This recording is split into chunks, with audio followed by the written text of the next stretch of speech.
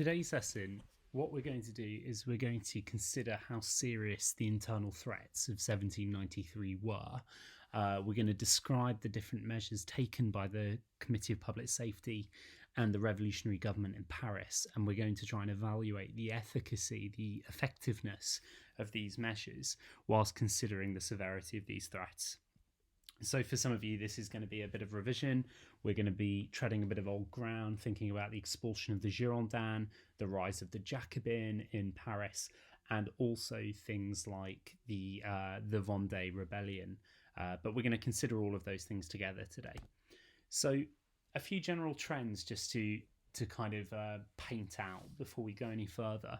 So the sans-culottes had clearly become a dominant political force in Paris in the wake of the trial of Louis XVI, in the wake of the structure of the National Convention, which of course was the first government of the revolutionary period to be elected via universal male suffrage for all men over the age of 25. So unlike the active and passive citizenship of the early revolution, the property requirement of the Legislative Assembly in 1791, and also the kind of the barriers to political participation for the poorer classes earlier on. This is the first real government where I guess the poorest, the most ostracized, the downtrodden in society do have more of a voice.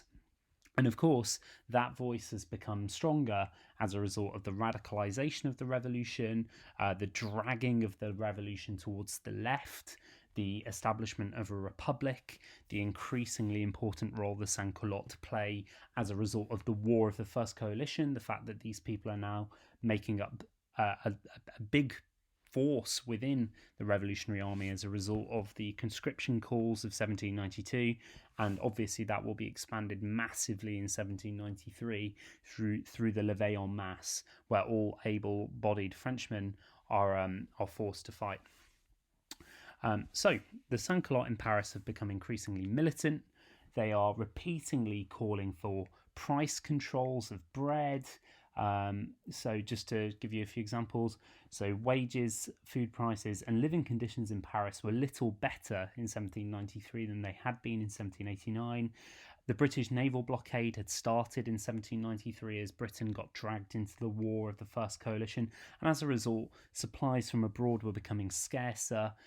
France was having to resort more to extracting grain from its own provinces rather than importing from the few colonies it had left.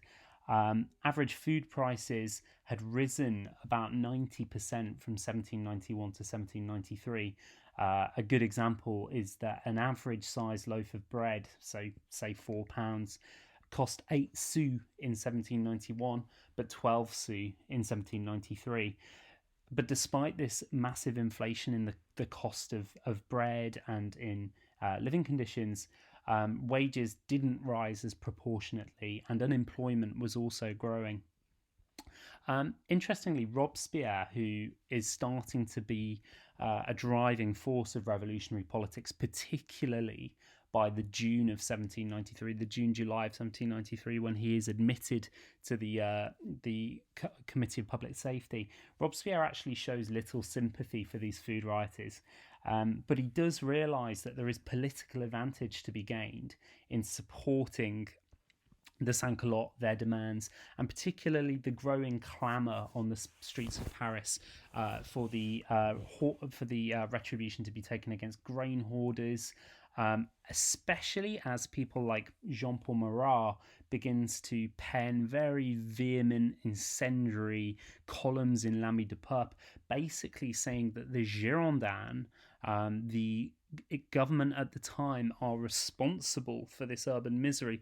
The Girondins, they are the party of the moderates. They are increasingly the party of the moderates. They are beginning to be presented as bourgeois businessmen rather than true revolutionaries. So Robespierre is, of course, very much profiteering from this, manoeuvring the Jacobins into a position of power at the expense of the Girondins. So this is all really, really important stuff. Marat would actually be put on trial. He was he was briefly arrested on grounds of inciting murder, pillage, and attacking the authority of the convention, which at the beginning of 1793 was, of course, dominated by the Girondin faction. That will change over time, as we will see, as we have already seen in my lessons. That will change as the Jacobins become the dominant force in the National Convention and in the Committee of Public Safety.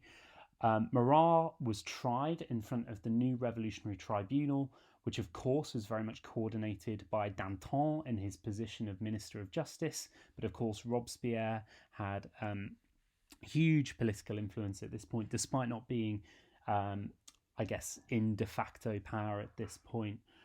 So Marat was tried but acquitted 12 days later. And of course, the sans-culottes come out on the streets to celebrate this.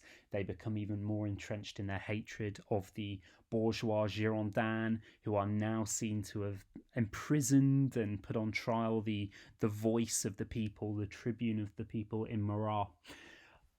Okay, so the overthrow of the Girondins. You must remember that this happens in the aftermath of the trial of Marat. It happens in the aftermath of, weeks of the radical press successfully whipping up a furore against the Girondins, basically blaming them for urban discontent, basically blaming them for not prioritising price controls, saying that the reason why they're not increasing wages is because they themselves are the party of the factory owners, they themselves are the party of the urban elite, they themselves have interests in the agricultural sector, so it's not in their interest to lower the price of grain or to increase wages.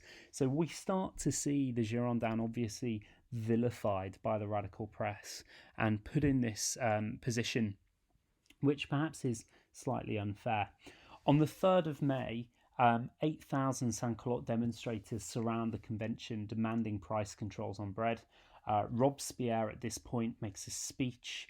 He says that, if given power, he would very much push for the establishment of price controls on wheat and flour. The Girondins oppose this measure, however, which further cements this alliance between the Montagnards and the sans-culottes. It really confirms what Marat had been saying in his L'Ami de Peuple over the previous few months. So, of course, increasingly, the sans-culottes are siding with the Montagnards. The Montagnards, of course, successfully exploiting this position, successfully appealing to the people, really presenting themselves as the populist party in opposition to the reigning government of the day, the Girondins, who constitute the majority in the National Convention at this point. On the 26th of May, the Jacobin Club, led by Robespierre, call for a rising against what they call corrupt deputies in the convention. They come up with a list, and of course on this list are all of the leading Girondins, people like Roland, Barbaroux, and of course Brissot, the leader of the Girondins. Between the 31st of May and the 2nd of June, thousands of sans-culottes, 80,000 is the number I have, raid the National Convention, demanding that the Girondins be expelled. Initially, they tried to gain order. The members of the Plain, the moderates in the National Convention, tried to calm down the sans-culottes, but it becomes very clear that they would have little choice but to give in and hand over the corrupt deputies, as they have been labelled. So to avoid a seizure of power, the convention was compelled to agree to the arrest of 29 Girondin deputies. Lots of grisly stories follow after this. Roland's wife, Madame Roland, herself, a very influential politician in the early revolution, is killed. Roland is found a few days later, I believe, in the forest, his corpse being eaten by wolves. Lots of awful stories. Brissot, Barbaroux, these really leading revolutionary figures, they all face trial, and of course the National Razor a few days later. They're either executed by guillotine or they are sent, they are deported to what is called the dry guillotine, which is actually French colonies abroad in French Guiana, which sounds like a lovely holiday, but actually it's not. The conditions there are just inhospitable. It is a death sentence being sent there in all but name. Following the overthrow of the Girondins is when we see the very famous story of Charlotte Corday, the young the young woman from Caen, the royalist, come to Paris saying that she's found another Girondin conspiracy and she's prepared to reveal the names to Marat. Marat's servant says, no, Marat will not let you in. Marat will not see you. Marat, of course, though, loving the company of young women, invites Charlotte Corday, a very beautiful woman, into the bathroom where he's taking one of his famous medicinal baths. And it's at that moment that Corday stabs Marat, and Marat becomes this martyr of the early revolution. Some really famous reports of his heart being preserved in an urn, his bathtub being placed on the altar, I believe in Saint-Sulpice, one of the key churches of the Parisian revolutionary period. Okay, so the Girondins have been overthrown by the summer of 1793, and this is where we really kick off with what I want to talk about today, the internal threats of 1793. And there's the famous Jacques-Louis David painting of Marat dead in his bathtub, composing one of his letters, holding the list actually of the accused Girondin that he was about to vilify the next day. The list, of course, was fake. He'd got that from Corday. It was a ruse to get close to him into his bathroom and stab him. So we have already discussed this before, but it's important to probably tread this old ground and to distinguish the difference between the Vendée uprising and what will be the key focus of today, the Federalist Revolts across Paris. So the Vendée uprising was very much provoked by a combination of the civil constitution of the clergy and the conscription order from the government. It was a counter-revolutionary rebellion. So the key aim of this rebellion was to put down the revolutionary government, particularly the Jacobins, but they were not in favour of the Girondins either, to unite with the foreign armies of obviously the Austrians and Prussians, but by 1793 the Spanish and the British as well, and to overthrow the revolution, to kind of turn back the clock, to perhaps even reinstate Louis XVII, the boy son of the late Louis XVI, to the throne. On the 11th of March, we start to see an inflammation in the tensions of the Vendée. This is something which has been going on for some time. There have been riots and rebellions on a small scale in the Vendée now for about a year, pretty much through 1792. But 1793 is where things start to kick off, and it's particularly the spring and summer of 1793.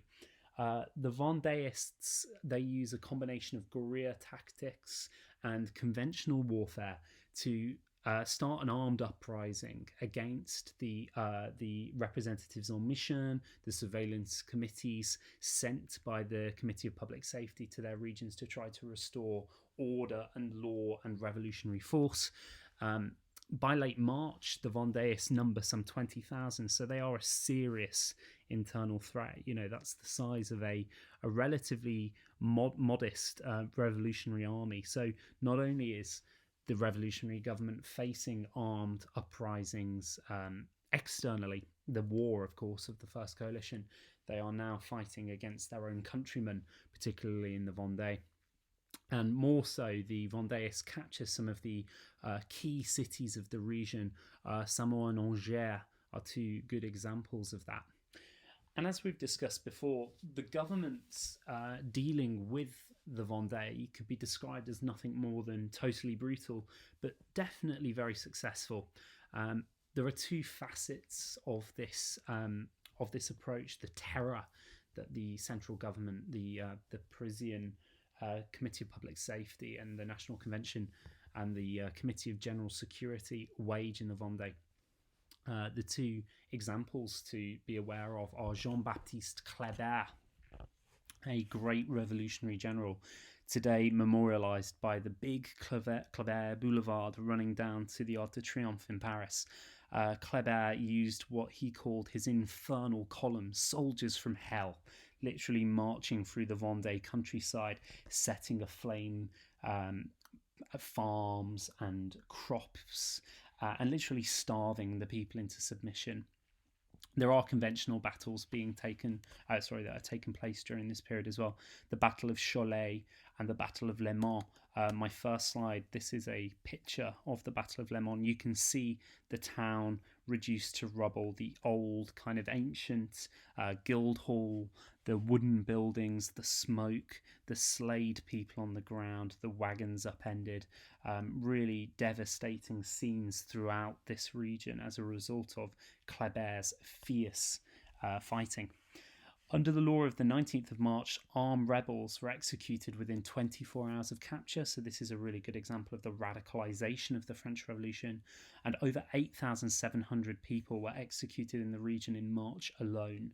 The Vendée will, of course, as it says down here, Lebrun's figure, the French historian Lebrun, places the final death toll at some 150 to 200,000. So some of the fiercest fighting of the French Revolution actually fought in this region. The other good example, which we've mentioned before, was Jean-Baptiste Carrière, the notorious representative on mission sent by the Committee of Public Safety to help put down the rebellion. And to be honest, Carrière wages what can only be described as psychological warfare against the inhabitants of the Vendée. The notorious noyade, which I have a picture of here, the sinking of the innocent women, priests and children in the river flowing through Nantes, whilst the menfolk were made to watch on the banks, literally a sign to the those that rebelled. You dare stand up to the revolutionary government. This is what faces you. And I think Carrière was pretty perverse, really. Probably a bit of a masochist. Riley said that he was merely carrying out civic baptism. It's this idea that he almost needs to drown the people for them to understand the virtue of this new revolutionary government, the virtue of this new republic. So an important scene there. And again, we've got street fighting. A lot of this fighting was in the streets. It was incredibly dense. It was compact and therefore very deadly, very destructive. Often, no realization, no recognition of bystander civilian from active rebeller. So absolutely, one could make comparisons to the Viet Cong, to the way that the Vietnam War was fought, obviously, throughout the 60s and 70s against the Americans and the South Vietnamese as well. Interestingly, Robespierre, at this point, very much a leading force within the Committee of Public Safety, denounces Carrière. He says that Carrière's methods are far too brutal. We often see Robespierre as this bloodthirsty butcher of the revolution, although more revisionist history is suggesting that he was much more nuanced than this. He wasn't totally necessarily to blame for terror, and he thought that there were good reasons behind this. He thought you could only establish a republic of virtue by eliminating the threats to it. But even he denounces Carrière, says that the noyades are a step too far. And that leads us on to really the core focus of today, and it's not the Vendée revolts, it's the Federalist revolts, which actually occurred all the way throughout France. They weren't isolated to just one region. And I guess actually in terms of their severity, that was their big downfall. They were very disparate. They weren't particularly connected. And in fact, many of these areas were revolting for different reasons. There is one common thread that kind of links the Federalist revolts, and that is the expulsion and overthrowing of the Girondins by the Jacobin faction in Paris.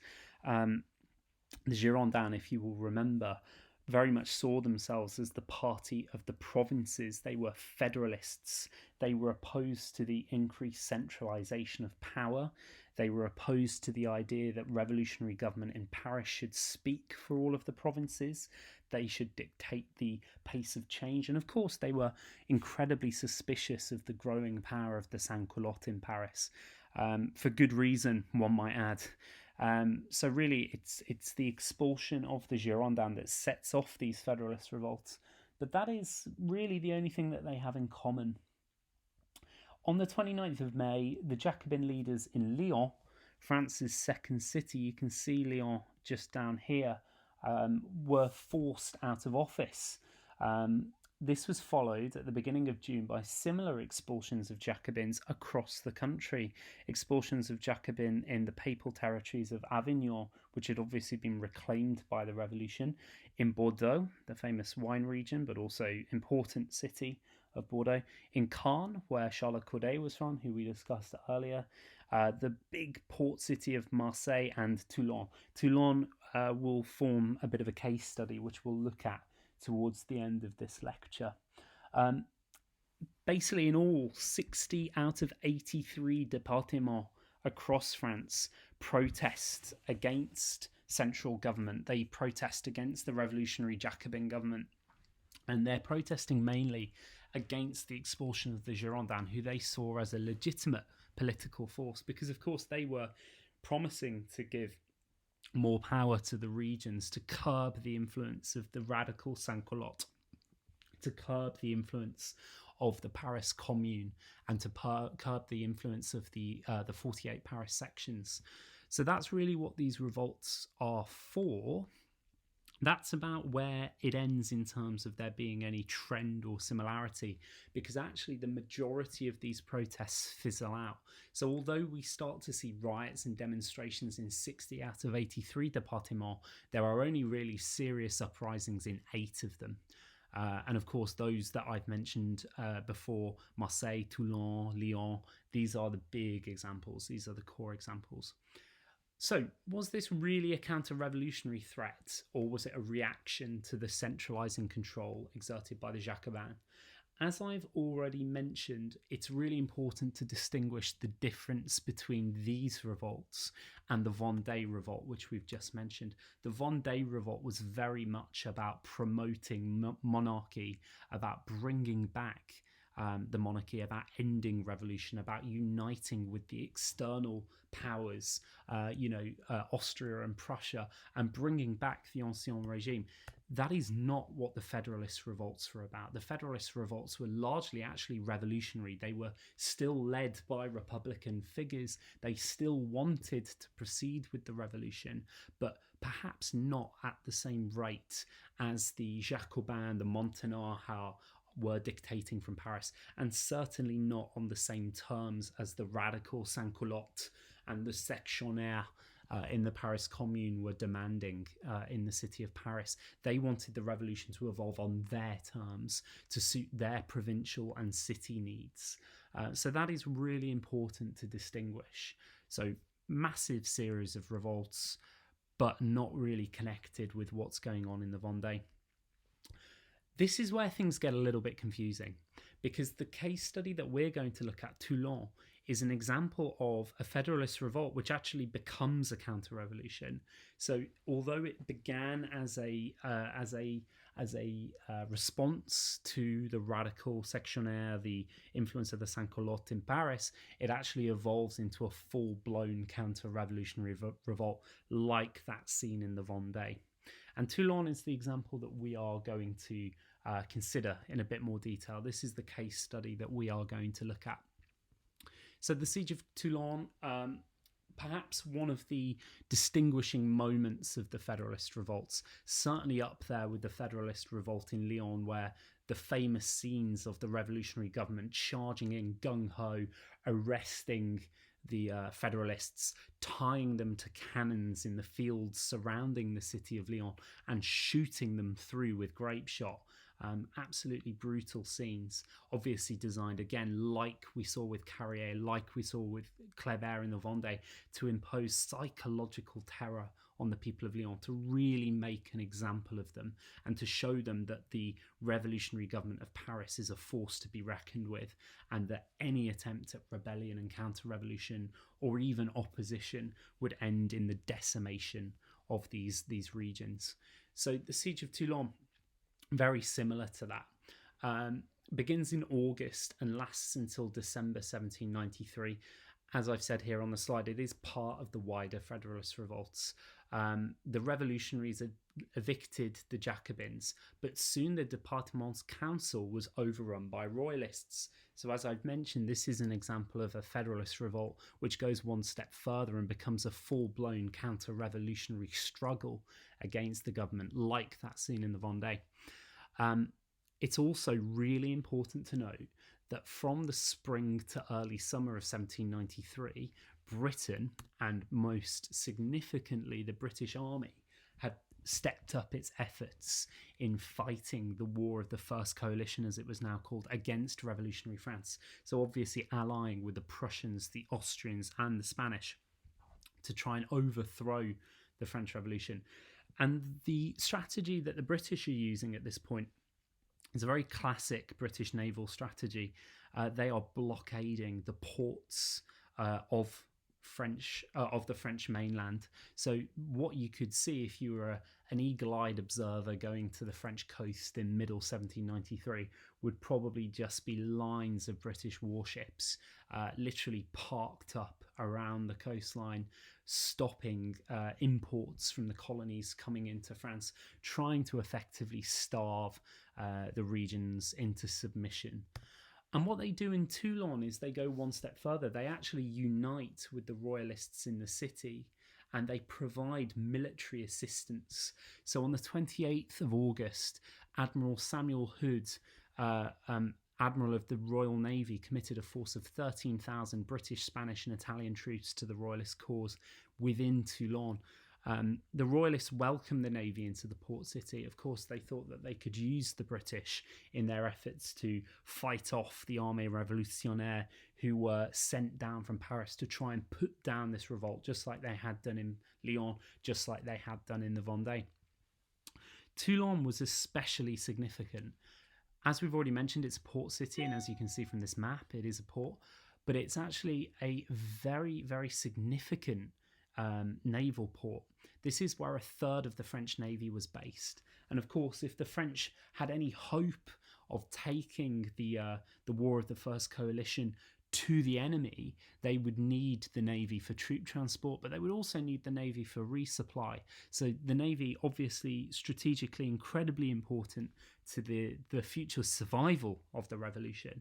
And of course, now what we see is that a third of the Navy is threatened by the British and by this royalist counter-revolution, which is beginning in the city. So as I've explained here on the slide, without Toulon, without the Navy based in Toulon, there was no real hope for French ambitions in the first War of War of the Coalitions. As a result, any ambition to challenge the Allies, and specifically the British for control of the seas, would be out of the question. So clearly the survival of the Republic was at stake. So what happened in Toulon? Well, enter Napoleon, or at this point known as Napoleone Bonaparte, the Corsican general, although not a general yet. Important to note, he's very young at this point. A mere 23, 24 years old, a recent graduate of the École Militaire. This is his first ever real pitched battle. And he's sent in, fresh-faced, young. He's not really served actively before. Most of his studies to this point have been theoretical. Yes, he's a graduate of the prestigious École Militaire in Paris. But really, this guy, doesn't have much of an idea of what's going on, or at least you would think that, given his age and relative inexperience. So Napoleon, anyway, finds himself in Toulon by the summer of 1793, the late summer of 1793. And what he finds is that the French artillery positions around the city are completely messed up. It's a bit of a disaster. As he reads the battlefield, he thinks that the cannons, the batteries have been positioned in the wrong places. So he immediately does what, a 23, 24-year-old with a bit of ambition would do, you would imagine, and that is to basically defy the orders of those superior, those older to him. He writes a frantic letter, which he sends post-haste to his friend, Auguste Robespierre, who just so happens to be the brother of Maximilien Robespierre, a leading force in the Committee of Public Safety.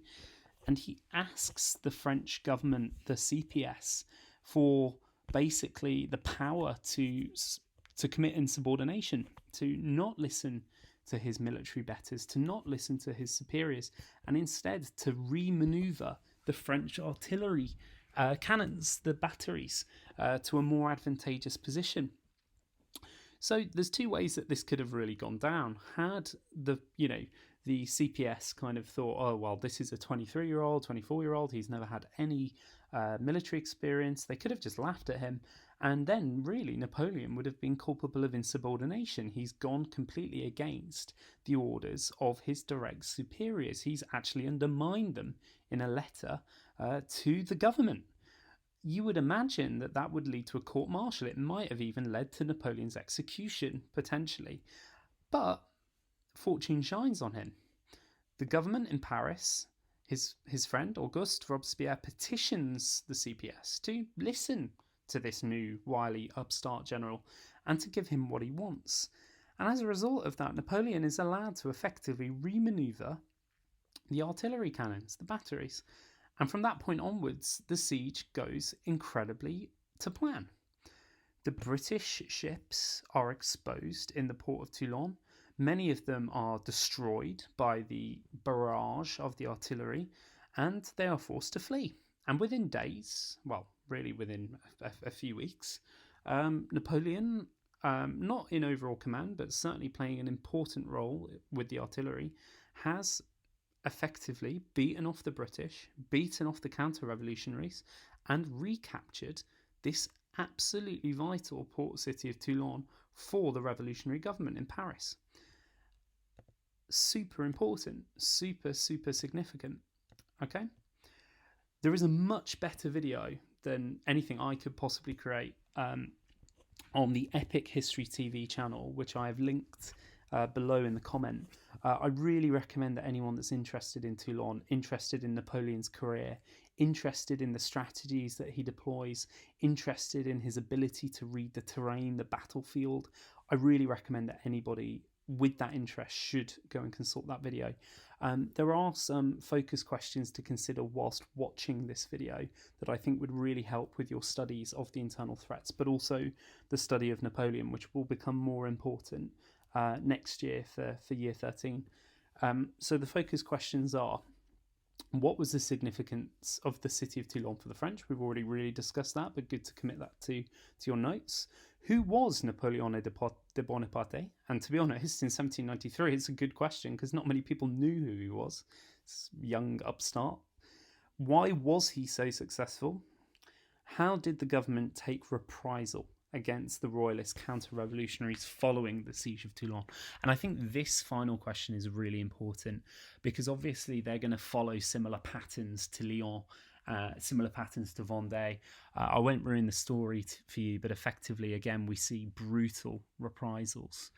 So, to bring this lecture, this lesson to a close, how serious were the threats of 1793? Well, I would definitely say they were serious, particularly in the Vendée, where we see a very active counter-revolutionary force with an ambition to link up with the external enemies of France, really taking hold. And I guess had that, been allowed to rumble on, then we could have seen what happened in Toulon happen in the Vendée, where the British strategically link up with these counter-revolutionary forces and commit external boots to the ground in an effort to retake revolutionary France and revert it back to the Ancien regime. So I would certainly say the Vendée revolt was incredibly significant. It was also beginning to spread like wildfire. Within the course of a month, by the end of March, the entire region is in revolt. It's not uncoordinated. It's not disparate. It doesn't lack a central ambition or an aim. It is very significant. The Federalist Revolts are a bit of a different kettle of fish. I would argue that in some cities, the Federalist Revolts, in some cases, the Federalist Revolts were not particularly significant. As I've already said, in the vast majority of cases, 60 départements in riot by mid-1793. Only in 8 départements does this become particularly serious. So was it serious? Mixed bag.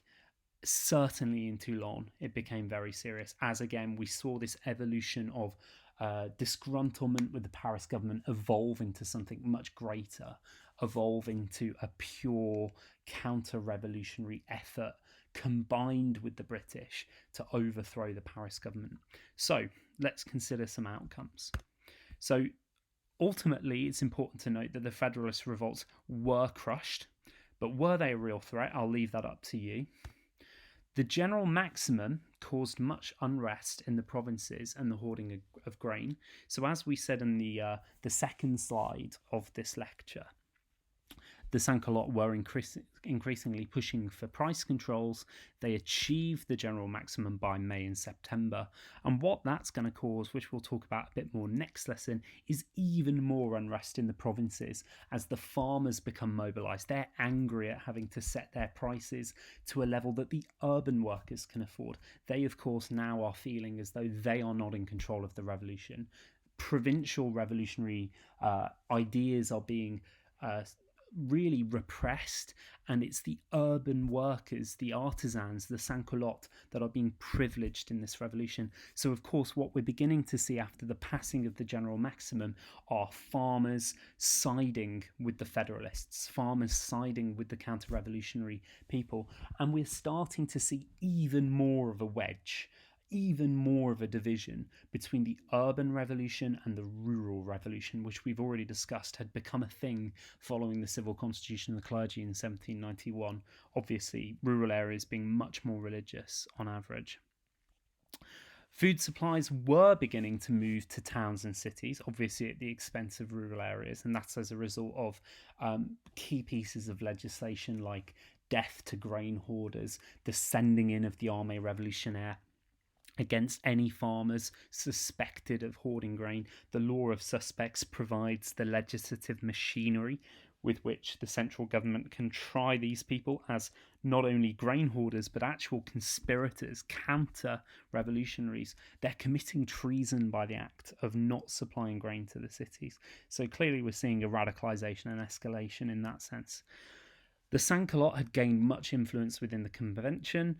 What we start to see are the appointment of radical sectionnaires, people who had cut their teeth in the Paris sections in 1789 and 1790, this much more radical organisation, the urban city government of Paris, which from the very beginning hadn't had a voting restriction. So even the most radical, even the most lower class people could get involved with politics on that level. So we see the appointment of Billaud Varennes and Collot de Bois, who will go on to play really, really important roles in the downfall of Robespierre, actually, which we'll look at in a future lecture. They start to become very influential within the convention, and actually both of these individuals become members of the Committee of Public Safety. So we start to see more of a direct sans-culotte voice in the very highest executive levels of lawmaking. The value of the assignat was beginning to rise, so clearly the terror, moving kind of grain to the urban areas, getting people back into work, was having a positive economic effect. Its face value effectively doubles, meaning that currency is worth more. So that's a good, I guess, economic circumstance. In the West, in the Vendée, the defeats at Cholet and Le Mans effectively ended the civil war in the Vendée. I mean, it's fair to say that the Vendée will continue to be a hot spot. It will continue to cause trouble for the revolution, but not at the level that we have seen. French armies were also starting to do well in the war. In August 1793, Lazare Carnot, one of the members of the CPS, passes something called the Levée en masse, which is really the modern world's first mass conscription order. French men between the ages of 18 and 25 who aren't married are called up immediately for active military service.